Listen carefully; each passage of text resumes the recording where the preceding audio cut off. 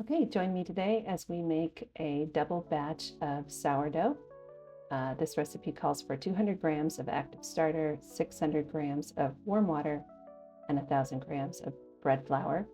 I've tared out my scale and I'm going to be measuring out my starter to begin with. Just a note, when it comes to the bread flour, I prefer the King Arthur bread flour. It has a little bit higher protein content and it's just a high quality product. So once we have this measured out, and you may catch that the scale ends up saying, I think 203 or 204 grams, it's okay if you go a gram or two over the amount. So I tear the scale out again, and now I'm adding the warm water. Some people are really particular about using filtered water or bottled water. This is straight out of my tap. I've never had a problem with it. I do let the tap run until it's nice and warm to the touch, because all that lovely sourdough bacteria likes the warmth. Using my dough whisk here, I really mess around with getting the starter really dissolved into that water before I add in my flour. You don't have to use a dough whisk, but I think it's super handy both at this stage and then once you mix the flour in. So we're going to go back on the scale and tear it out and start to add our flour. And at this point, you want to keep track of the time. In sourdough science, this is when bulk fermentation starts. And so we're going to be measuring the temperature of the dough throughout this process. So I had to know what time it went in, and then based on the temperature, that lets me know how long the fermentation process is going to last. In my kitchen, throughout the process between steps, keep my dough in the oven with the light on. And my dough ends up being around 80, 81 degrees the whole time. So in a chart that I can reference later, that lends to about a 5.5 to 6 hour bulk fermentation, which means at that step, once that time is over, the prepared loaves will go in the fridge overnight. So here we are mixing in the flour. You want to be a little careful at first because that flour is real easy to kind of fling all over your countertop. But once you get going, you get it mixed in, and it's going to look like a really shaggy dough. And I've got a bowl scraper there to kind of help me get it off the whisk, and then you'll see me scrape down the sides of the bowl and then start to just really mix the dough with the bowl scraper. And the point here is you just want to get up all the dry flour, get that incorporated so it can start to absorb all the moisture from the starter and the water together. But it will not be a smooth dough at this stage. It's going to be shaggy. Again, the point is just to get it all fully incorporated with each other. Once we get it fully incorporated, we're going to let it rest at this stage, covered. I'll put it back in the oven. Again, the oven's not on, just the light's on in the oven. Put it covered and wait 1 hour. And an hour later is when we're going to add in the salt and begin our stretch and folds. So here we are, it's an hour later. I forget the science behind it, but it is better to wait to add your salt. So that's why I just add mine in at this stage. Here I am checking the temperature. It's, I think, around 82 at this point. I like to use gloves. It's certainly not necessary, but I have long nails and you just get nails full of sourdough, which is gross. That is a spice that I actually end up putting in later, not at this step, but I don't know why I showed it to the camera. So here's the stretch and fold. So you pull it up. Again, I'm adding my salt through this initial process. Pull it up gently and fold it back over. Turn the bowl a quarter turn and keep going. And this first time around, I do this quite a bit. I would say probably 8 times of a stretch and fold. And then I think I throw in some coil folds later on at this stage. But I'm also getting the salt in. So I didn't show coil folds in that stage, but I think I do them at this point. Again, checking my temperature, just making sure I'm still in that same range. And now I am adding in a green chili spice. This, by the way, is an inclusion sourdough loaf. So it's going to include cheddar cheese, spice, and ham, which is not, I don't always do that with my sourdough, but this one's got some goodies in it. So these are stretch and folds right now.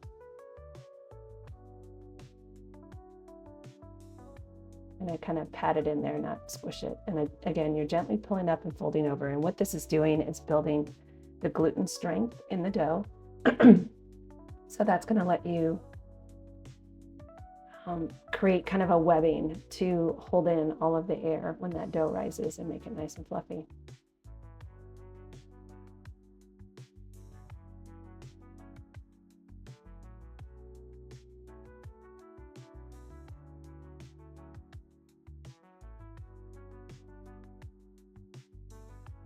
And that's a coil fold. So all you're doing there is kind of picking it up from the middle at the bottom and letting it fall over the sides.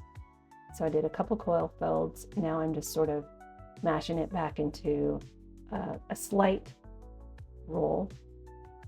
Going to cover it back up and put it in the oven for 30 minutes. So it's 30 minutes between 4 sets of stretch and folds. So this is my 4th one. I didn't film one of them. Again, checking the temperature. And doing some more stretch and folds. I felt like I had enough of that spice mixture incorporated, so I'm not adding any more.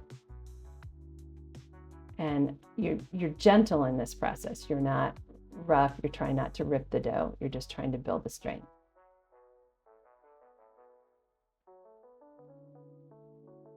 And that's a coil fold. Again, picking it up from underneath and letting it fold over.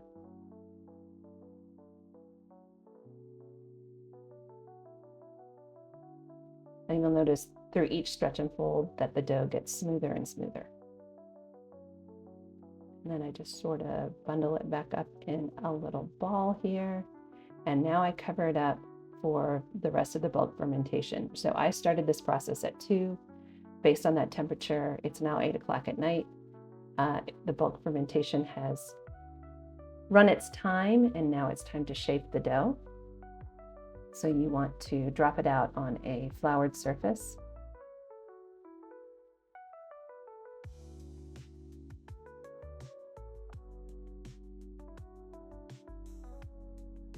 And what I'm doing here is gently, I'm not rough with the dough. I'm not trying to eliminate all that awesome air that's been built up inside of it. I'm trying to roughly shape it evenly so that I can cut it in half for the 2 loaves. This is a flour duster, and I find them super helpful. The dough is always going to be slightly sticky, so it's nice to have a little flour on your hands. So here I'm not pressing hard, I'm just sort of checking to make sure it feels like it's the same thickness across, and then I'm just eyeballing it to cut it into 2 loaves.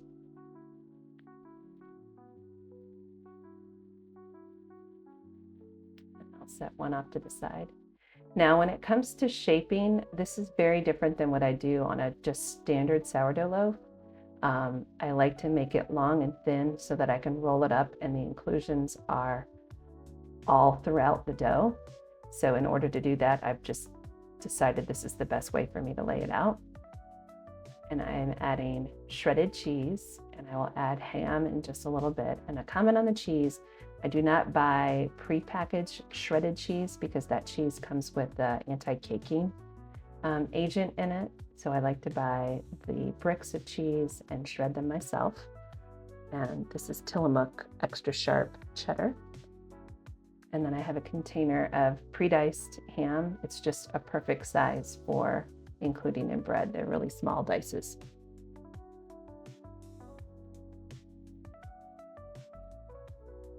Then I'm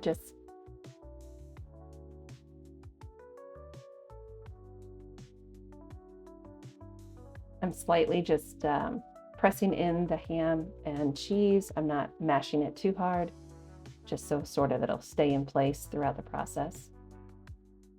And then I added a little more of that spice mixture in over the inclusions.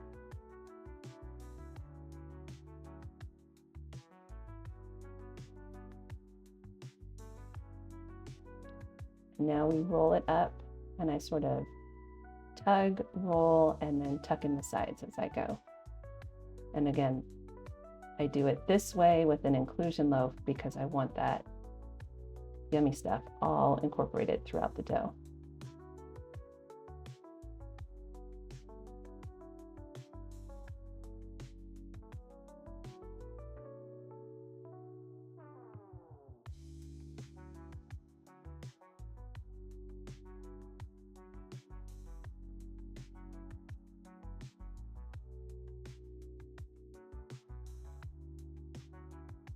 And then once you get this fully shaped, it's gonna sit on the counter for an hour, and then you'll come back an hour later and do a final shaping. And again, because this is an inclusion loaf, I'm being really gentle with how I shape it. If you're too rough, a lot of that inclusion ingredients will pop out. So I'm more twisting it than I am doing a push and pull with it. And you'll feel the dough tighten up and kind of retain its shape in a nice dough ball. I get that one off to the side, and I do the other one. And now they've sat for 1 hour, and you can see that they've relaxed and spread out a little bit. So you want to shape them, tighten them up one more time. And in the forefront of the screen, you can see these floured bannetons. So this is what they're going to go into and sit in the fridge overnight covered. So again, I'm tightening it up, and then you flip it over and put it into the banneton.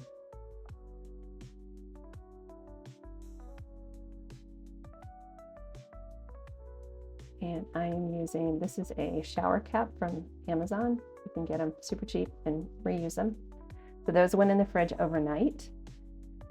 This is the next day. These bread slings are super helpful when you want to tip out your bread and then put it into your Dutch ovens. So my oven had preheated to 450 with the Dutch ovens inside with the lid on.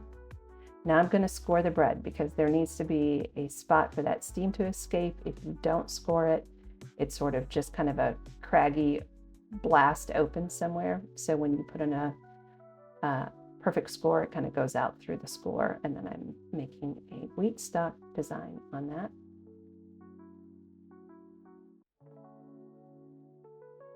And now both loaves have gone into their preheated Dutch ovens, and I throw a couple ice cubes in. This creates steam during the baking process.